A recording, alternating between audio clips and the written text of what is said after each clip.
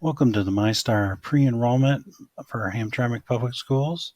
And what you can do on this, you can enroll your student and you can either continue a pre-enrollment in progress by selecting this, or you can start a new pre-enrollment by clicking there. And what I'm going to do is go ahead and log in.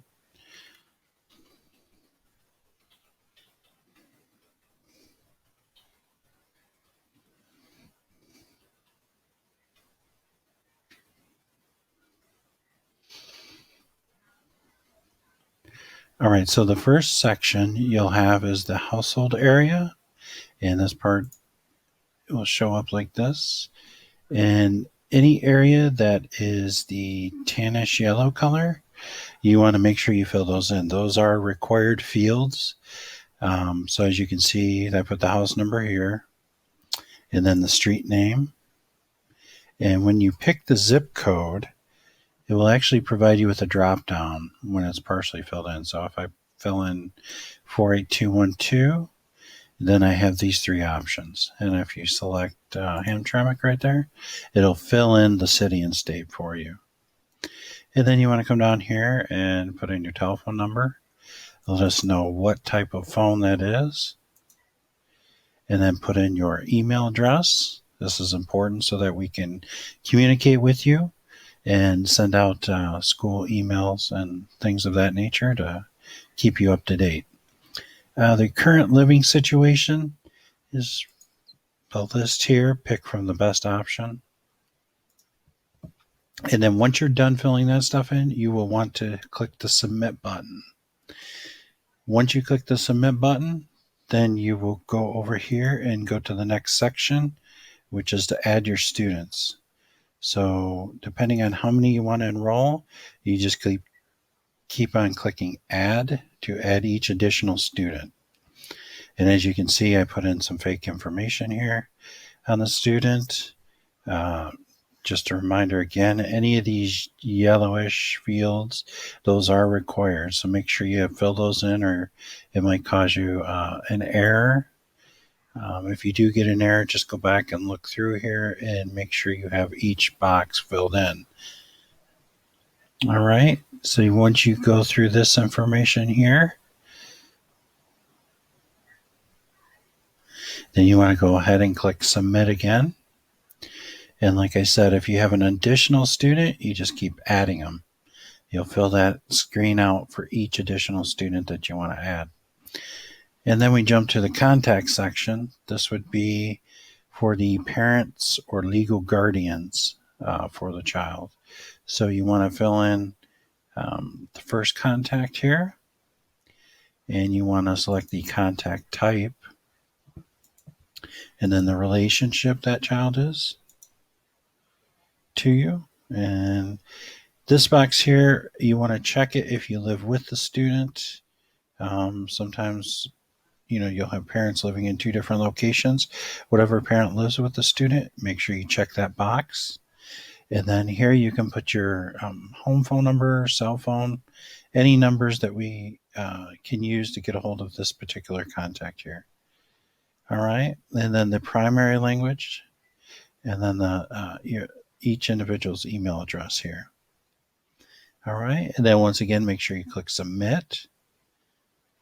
And then once you're done adding all the primary contacts, you can come down to emergency contacts here. And emergency contacts, you want to make sure you have to add at least one. So add one at least, and then any additional, just in case we can't get a hold of you, any additional people that you would want us to contact, just in case that happens. These would be people that you would trust picking up your child if necessary. You just want to come in here, fill in their first and last name, phone number, type of residence, type of number, the relationship, and then any notes. If you want to type a little note in there, you can do that. And then if you want to add more emergency contacts, you just, same thing. You keep clicking add here, and you can add as many as you want. All right. And once you do that, next we'll go on to documentation.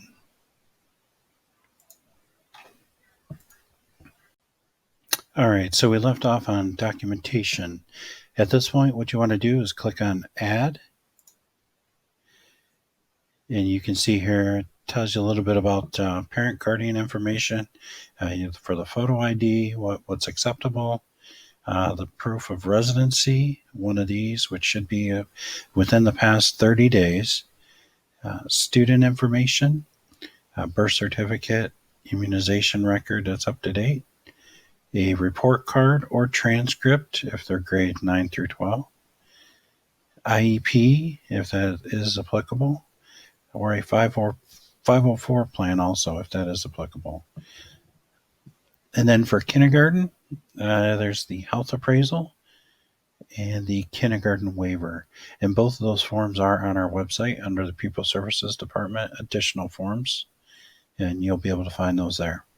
So for the first document that you want to upload, you'll want to upload, if you do the photo ID first, you can pick document type, and you can pick photo ID or passport ID. For this example, we use photo ID. If you want to put a title in there, you can. It's not necessary.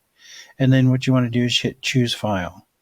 Now, what you can do is you can use your cell phone to take a picture of your license or passport or whatever photo ID option you choose. And then once you save that file as a JPEG or some other image format, you can just click choose file and search for where you save that file. And then it will show up here. And then you pick who this applies to, whether it applies to everybody in the household or a specific student. So if you have 3 students, you'll see each of their names here. You would pick which document that applies to. So for this particular one, since the photo ID, it would go under each student, we'll pick household. And then any additional note you want, and then you just hit submit, and then that will upload that document to us. All right. And then same thing with the other additional information. When you want to do the birth certificate, you just come down here. Once you submitted the other one, you pick birth certificate. And then wherever you took that picture of the birth certificate, you hit choose file. A little navigation window will open up and you tell it where you saved that photo of the birth certificate at. And now for birth certificate, you want to pick which child that birth certificate belongs to. So in this particular one, we only have one student here. So we'll pick John. And then you would hit submit. And then it will upload that birth certificate only for John. All right. And then for each additional piece of documentation, you just do the same thing over and over again. Pick which type of document you're uploading. For instance, if you did proof of residency, then that would apply for the whole household because everybody would be using that proof of residency, okay?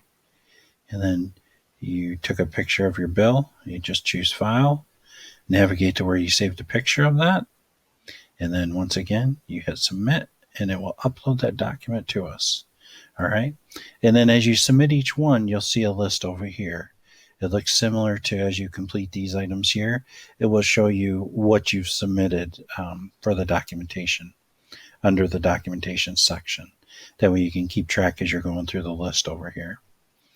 All right. And then the final thing, once you're done submitting all the documents, you jump to the final steps right here. And then you would, this particular one was already submitted, but you'll see a submit button. You will want to submit it, and then you should get a yellow screen here showing when you submitted it. All right. Now, if you need additional time to upload documentation, you don't have to submit it right away. You can wait and then log back in once you're done taking pictures of all the documents. All right. And then once you have those documents saved, just log back in, add them. Once you're done, come back down to submit. And then you want to click the submit button and your thing will turn yellow and you are complete. And our enrollment specialist will contact you with any additional information that's needed. And that is the pre-enrollment process. Thank you.